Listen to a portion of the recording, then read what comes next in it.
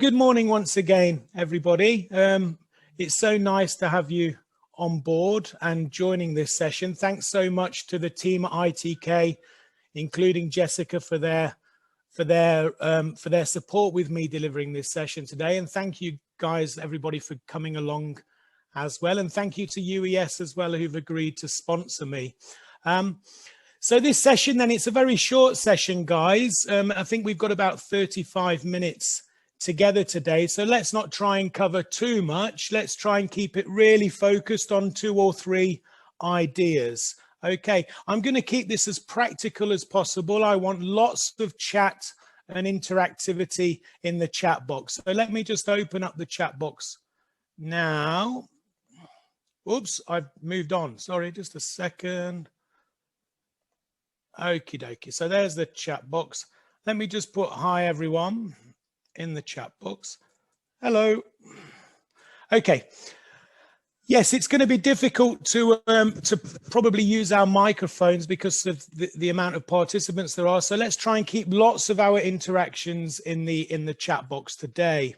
So we're going to be looking at bite-sized learning. Okay, I guess what we mean by bite-sized learning is little nuggets of kind of activities, right? Little blast activities, short little activities that we can do during a lesson, at the beginning of a lesson, or at the end of the lesson, maybe just to energize or to just change the focus, change our learners' mindset, etc. So these are all kind of very blasty today. I've put my email address on the screen there. If you want to continue the conversation afterwards, you can easily reach out to me at stephen.ogden01@gmail.com.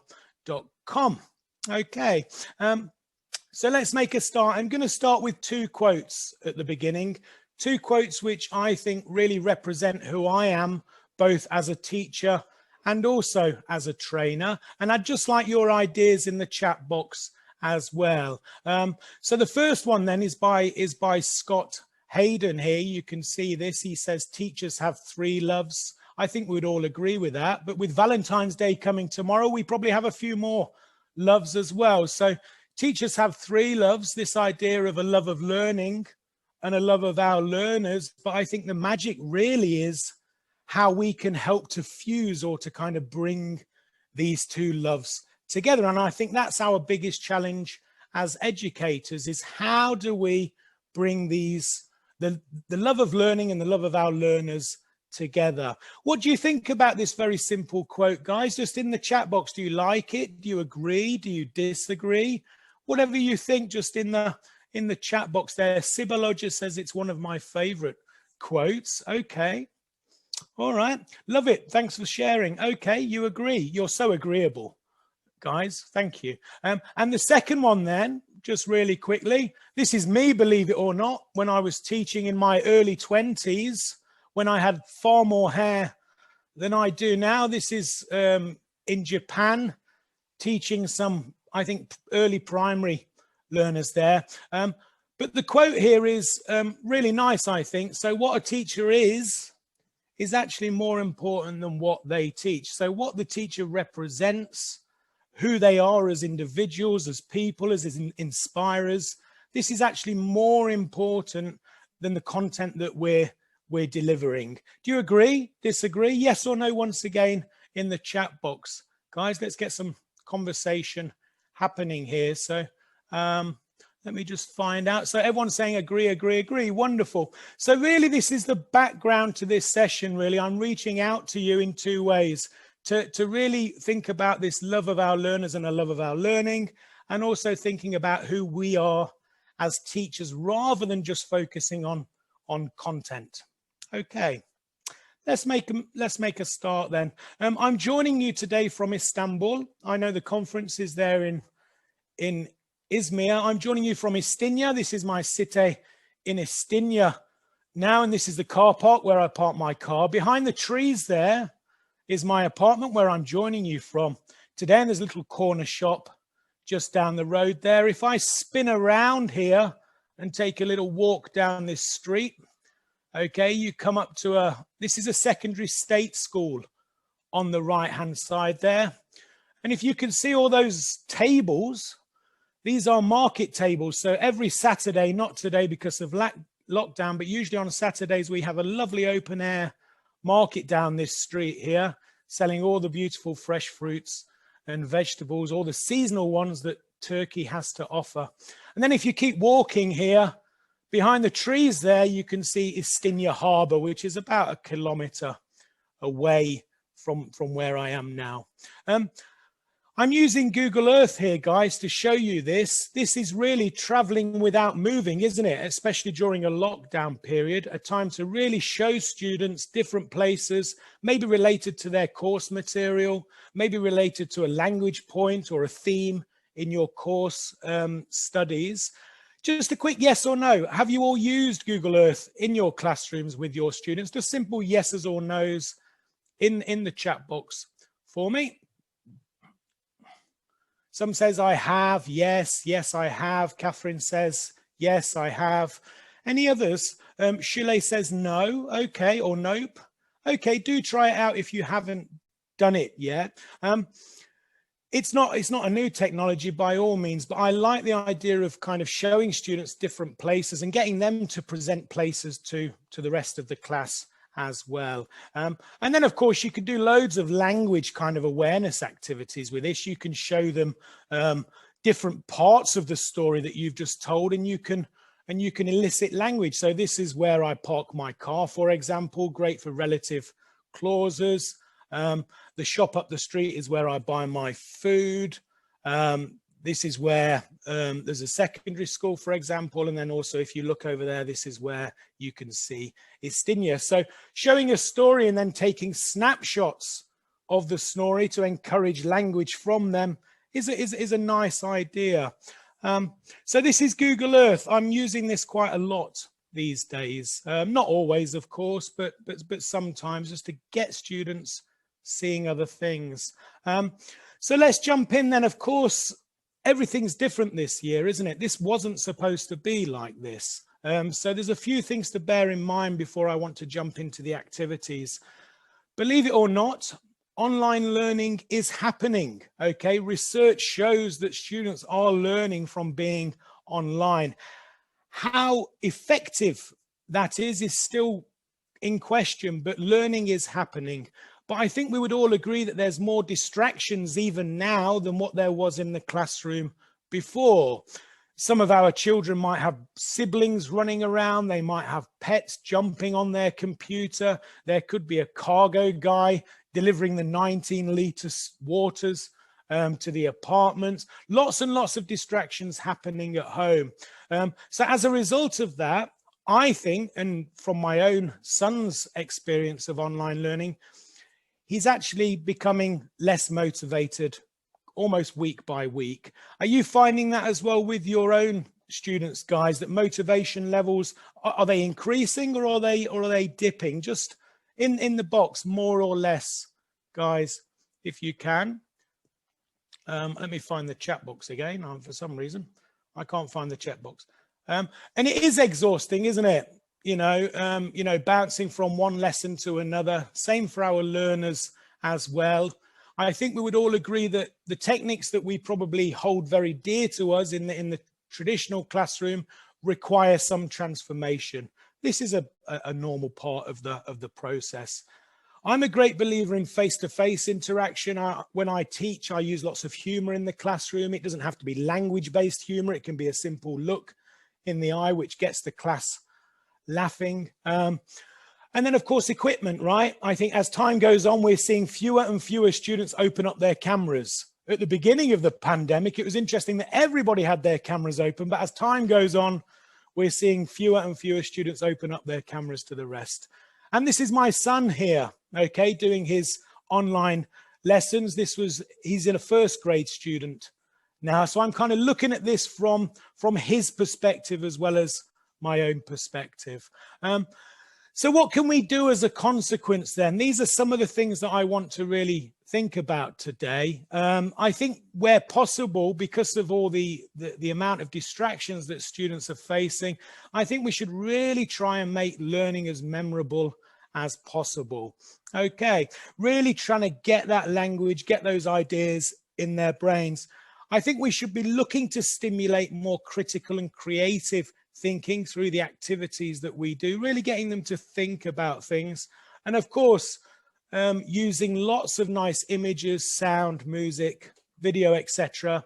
And then blast activities. I think this is really important, that I think in an online context, we shouldn't be giving such long activities with our students. I think that activities should be a maximum of maybe 2 minutes. So they shouldn't be listening for more than 2 minutes. They shouldn't be reading for more than 2 minutes. Everything should be quite blasty, with lots and lots of feedback in the chat box. Also, as well as blast activities, we should be thinking a little bit more about lesson flow, how one simple activity can lead into other simple activities as well. And also we're going to focus on interaction and a bit of learner engagement too. Okay, guys, I'm going to show you a story now. Can you all open up your cameras? Let me just try and see everybody's delightful faces here. Okay, good. Okay, so I'm going to wave to you now, guys. I'm going to tell you a story. Okay, I'm going to tell you a story using my hands. And I just want you to watch my story, and then I'd like you to show me the gestures of the story afterwards. Okay, so it goes something like this.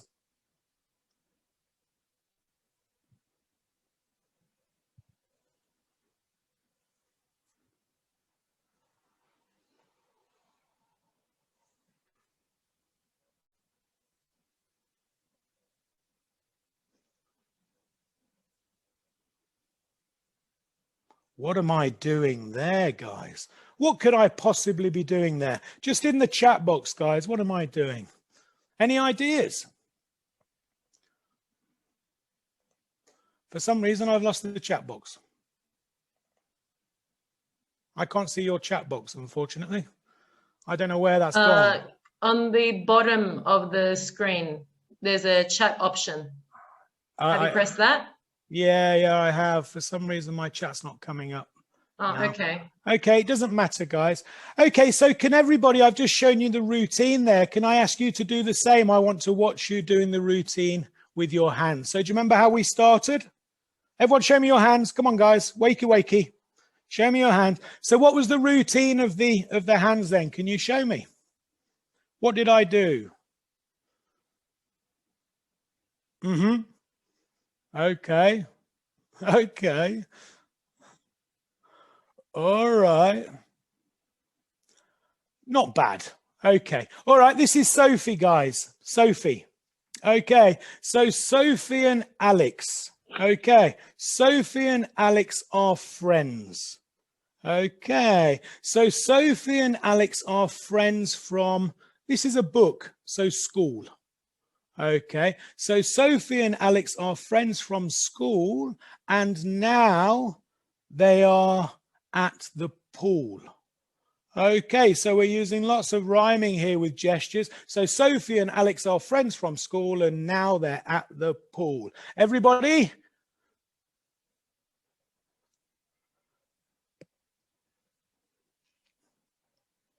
Okay, excellent, guys. Good. Now I want you to think about this. How can we elicit different language using similar gestures? So what about this one? Have a think about this. What's this sentence, guys? In the chat box, although I can't find it. In the chat box, what's this sentence? Oh my God. Are not friends. We've got some people, they are not friends, they aren't friends. Yeah, so Sophie and Alex are not friends from school. Okay, good. What about this one then? So Sophie and Alex.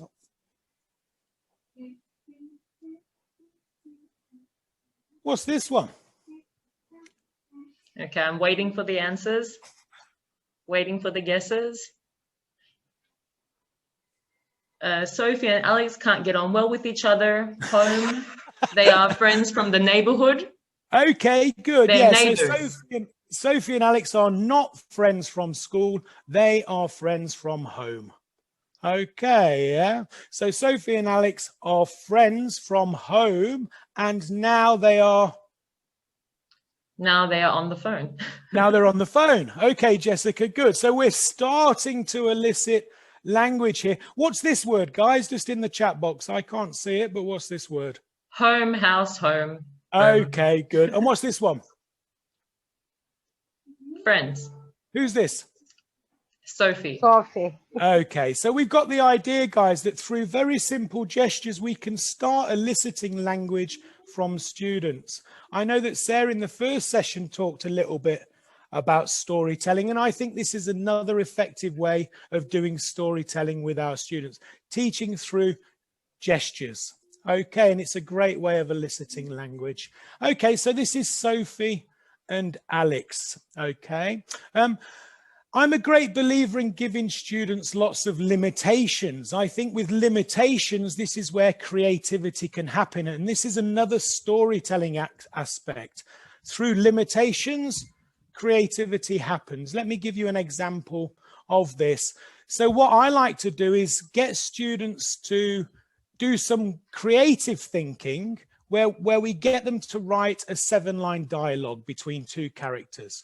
Okay, and in the first line has 7 words, the second line has 6 words, the third line 5 words, etc. Let me show you the story here. So number 1, the character is the insecure prince. Okay, and he says, darling, please tell me you love me. And the future princess, so they're going to be married, I told you this morning, dear. Insecure prince, but I need to know again. Future princess, okay, I love you. Oh, say with feeling, love you. Thanks. Okay, so just a simple little way of giving students limitations and we can develop their creative thinking. Is that a nice idea, guys? Just put your thumbs up because I can't see the chat box. It doesn't have to. Steve, could Yes, I just ask something? Could you possibly press participants? One of our friends have just written, if you click on participants, sometimes the chat pops up too. Let me just, okay. Oops. Let me just reshare and see if that helps. Can you see now, Yeah, guys? we can see. Okay, let me see if I can find the chat box. So participants, click on that and then the chat might pop up at the same time. Okay, that's just the participants window, though I don't get the chat, unfortunately. Say it doesn't matter, guys. It doesn't matter. We can also do the same kind of thing. It doesn't have to be a dialogue. It can be a short story as well. In this short story, I'm adding some sound for dramatic effect. I woke. The forest felt strangely different. It was creepy. I unzipped the tent. Breathing heavily. Rubbing my eyes. I slowly peered out. There it was. A lion. Ouch. Okay, so the same kind of thing, guys. The idea that, you know, a 7-line limitation starting with 7 words, then 6, 5, 4, 3, 2, 1.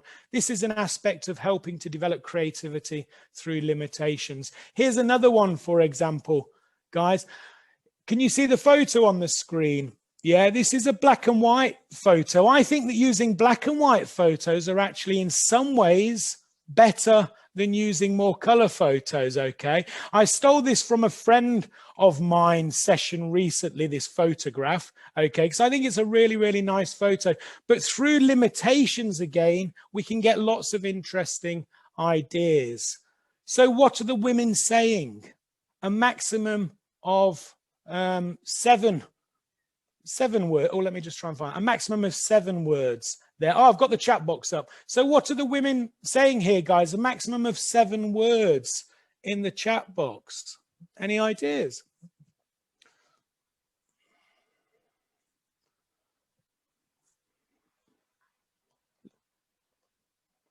Have you taken the pill yet? What are you making for dinner tonight? Try the 3 dots on the screen sharing menu. Okay, that's not that one. Okay, good. Okay, good. And what about the ladies? So what is the youngest woman texting? A maximum of 5 words. What could she be texting?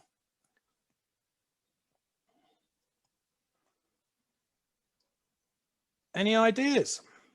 Let's take a selfie. Okay, what a lovely day, isn't it? I'm next to these old ladies. Okay, Jessica. All right. And what about this one? So what do you think will happen next? A maximum of 3 words in the chat box. Any idea what's going to happen next there? Okay, so the bus arrives. Okay, good. I've done this. This is a really nice activity, actually, where you could get some students to work. 2 students work together on the conversation between the 2 older ladies, and then 1 student could write the text message, and then they could share their ideas afterwards. Okay, so it's a really nice way of putting things into groups. We can also limit clarity, right? Why do we have to give them the perfect picture when we can just blur out the picture and get them to speculate on it? So what are they doing here? Are they dancing? Are they falling over? Are they singing? Are they number 4?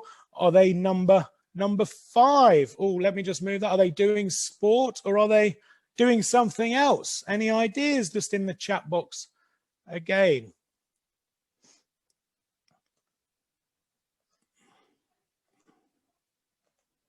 Oh, let me find the chat. For some reason, it's all gone crazy. Okay, so they're dancing. Okay, so limitations can help with creativity. This is one of the messages that I really want to get out there today. As well as limiting context, we can also do something called reverse brainstorm. You know, typically with brainstorm, we brainstorm or think about or mind map ideas that might happen or might be said. But what about if we reverse that? So if I give you a photo here of these 2 old gentlemen, let's do a reverse brainstorm. What couldn't they be talking about now? What couldn't they be talking about? There's so many things. I don't think they're talking about TikTok. Okay, so what couldn't they be talking about now? Once again, just ideas in the chat box. Okay, so they're reading a meme, something upsetting, what they will be cooking tonight. Am I on the right one? They're talking about their grandchildren. So they're not talking about their grandchildren. They're not talking about health problems. Remember, we're doing a reverse brainstorm here where we're thinking about what they're not talking about before we think about what they could be talking about. You can also use, they're not talking about babies. Okay. All right.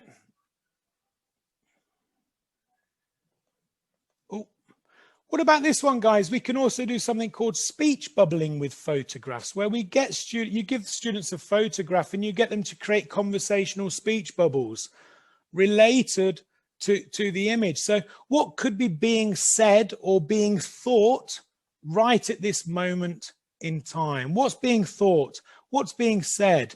Just in the chat box again.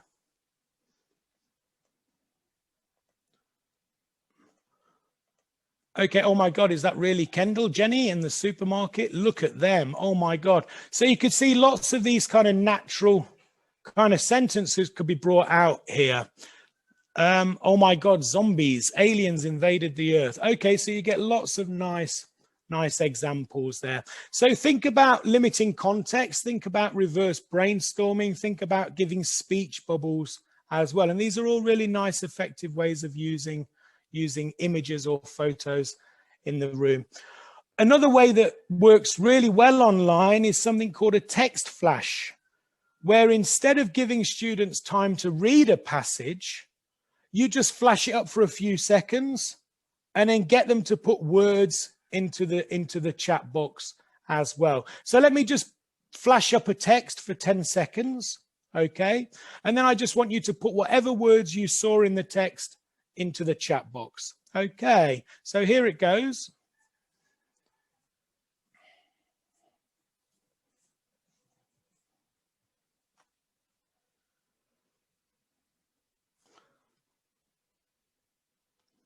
Okay, great. In the chat box, guys, what do we have just in the chat box now? Okay, So what do we have? Knee, doctor, suddenly, knee again, soccer, goal, hospital, x-ray, pain in the knee, score, shouted, hospital, football, problem, goalkeeper. So can you see, guys, just by flashing up a simple text, we get lots and lots of nice language in the chat box there. Everybody's seeing something different. And if you'll notice, what we're doing today is every 2 minutes, I'm getting your feedback in the chat box. I'm not leaving it longer than a couple of minutes, because if I leave it longer than a couple of minutes, your attention will just drift away. The idea is to keep getting you to put ideas into the chat box. Of course, this is easier for higher grade students, secondary and high school, than what it is for maybe primary. Okay, good. What we can also do, something that I do quite a lot, guys, if you look at this text here, you can see that I've bolded some words here. This is a nice activity to do online too. So happy is an adjective. Okay, happy is an adjective. I'm going to give you some other adjectives. If I say some adjectives to you, can I get you to all put your hands in the air? Can you do that now? Show me your hands in the air, guys, and give me your smiles as well. Smile and the world smiles with you. Cry and you cry alone. Okay, so if I give you an adjective, put your hands in the air like this. If you look at the word knee, knee is a body part there. So if I give you a body part, I want you to put your hands on your head. Okay, yeah. And then also we've got some time words here. So for example, the next morning, tomorrow, etc. So if I give you time words, this morning, yesterday, 2 p.m., I want you to put your hands in the air. Okay, so what was happy, guys? What was adjectives? Okay, this was hands in the air, wasn't it? If I give you, for example, a body part, put your hands on your head. And then let's change time words for this one. Put your hands out wide. Okay. And then the last one is football. If I give you any sports related words, I just want you to put your hands on your face. Okay. What was adjectives? Can you remember? Okay, in the air. Okay, what was time words? Time words. Okay, fantastic, Neil. Good. What was sports? Okay, and then what was body parts? Oh, wasn't it? Okay, good. Okay. All right, guys, ready? Stomach. Okay, tennis. Next Tuesday. Okay, good. You kind of get the idea here. This is actually, some of you were kind of doing everything, but you kind of get the idea here, the idea of categorizing language into different groups. This is actually a thinking skill here. Believe it or not, you were all quite heavily involved in thinking here. You had to think of the word, you had to think of the category, and then think of the associated gesture. Okay, so this is a really nice way of doing this online. Takes a couple of minutes and it really engages your lovely learners. We're almost at the end, I think, guys, but categorizing a text, and you can do this online, I think is a really nice idea with handling texts, where we get students to underline or to color different words related to different categories. Okay, I think this categorization is really a nice idea. I would say that. Jessica, how long do we have? Steve, the breakout rooms will close at 12:20. I just had a look. Okay. So if there are any questions at the end, we probably need a couple of minutes for that too. Okay, so we're kind of near the end now. I'm just going to race through this little section. Okay, and I'm just going to get to the slide that I would like to mention a bit more in detail. So just at the end then, guys, to summarize, because I know you want to dash off and have lunch or go to another session. So my feeling is, during the pandemic and also beyond the pandemic, I think our mindset should be moving towards after the pandemic.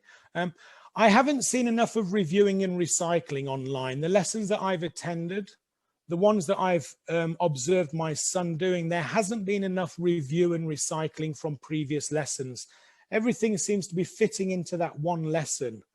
But I think because learners are more easily distracted and activities should be shorter, I think we should always be going back and recycling from previous lessons. It doesn't need to be language. It could be an idea. It could be a theme. Number 2 there, short, snappy blast activities, okay, with lots and lots of feedback into the chat box, continuous feedback into the chat box. Help with kind of creative and critical thinking. We've done this today through looking at limitations as a way of developing creativity. Take them on a journey. Most of you mentioned you used Google Earth with your students. Try it out if you haven't done that. Get them to show you, present their ideas to you. I haven't mentioned any technology today, any apps, nothing, because I think it's simple teacher methods which are actually the most effective. The PowerPoint for me is a really simple idea. And then give the class options and choices themselves. We moved on from that bit, so I don't have a reference for that, but I think giving students options and choices, how much do they want to watch? How many questions do they want to ask or answer? And make it all relevant, right? Make it meaningful and memorable for your learners. Your learners are totally different and unique to my learners. They're very, very different. I don't know your learners, but making it memorable for your learners. Would you like to see my little cat? There you go. My little cat's arrived on the table. Okay. But above all else, guys, number 8, and I think we really need to think about this, that despite everything, your health and your learners' health has to be the priority during this period in time. So anything that we can do to help them get through this period, the better will be, I think. So I think that's about the end of my session. Guys, I've tried to cover as much as I can in the very limited time that we've had together. Here's a few websites that I use. Okay, number 3 and number 4 are quite good. So readwritethink.org and then also readingrockets.org as well, are really good websites. Most of you will know Edutopia. Okay, they have lots of nice articles on there. So take a look at some and then I'm sure you can get lots more little simple blast ideas to apply to your own teaching as well. Okay, everybody, any questions in the chat box, please? We actually do have a very nice question. I will just share my screen. Okay. Okay. Many thanks anyway, guys, for joining this session. I hope you've found it some benefit. Well, I think I can speak for everyone when I say it was really beneficial. I really enjoyed it. I've attended your sessions before and I have used it. I have used your like materials before in my lessons and my students have always really enjoyed it. Oh, good. Yeah, yes, so I'm a big fan. Oh, thank you. Thank you very much, Jessica. Yeah. Okay, so this is our first question. How can we better interact with students verbally on an online platform? Oof. Wow, it's difficult, isn't it? It really is difficult. Like I said at the beginning of the year, it's amazing. When I was invited to observe lessons in March last year, when we first went into lockdown, pretty much all students had webcams on and they were all communicating. And then when I visited the same class a month later, what I noticed was that about 30%, 40% of students had switched their cameras off. And then the month afterwards, another 30%. So by the time it got to May or June time, the teacher was just talking at black screens. This is the reality. And I think this is our fault. We've allowed that to happen. A bit like if you don't, get on top of bad behavior in the classroom, then it can escalate, right? It's a bit like that with using technology in the class. If you allow them to switch cameras off and to switch their microphones off, you're never going to get much interactivity. When I've done training sessions with teachers, I've said, would anybody like to comment in the microphone? I get nothing. So why should we expect students to open up their microphones and comment as well? I don't think it's going to happen. It's not realistic, not all the time. So I would give them moments where they can open their camera, moments where they can open their microphone, do an activity, and then they can switch it back down again. I wouldn't be too insistent on getting students speaking all the time. I don't know if that answers the question. No, I think that answers the question. Thank you very much. Okay. Well, On behalf of İzmir Özel Türk College, I would like to thank you and Unlimited Educational Services for your inspiring presentation. I believe that we can all benefit immediately from the methods you have suggested. I, for one, will definitely be using them in my future lessons. We would like to give you a certificate of thanks as a memento of the day. We will send you the emailed version, obviously. Oh, thank you. Here we go. And this is your certificate. Oh, thank you very much. Thank you. And if there aren't any other questions from our participants,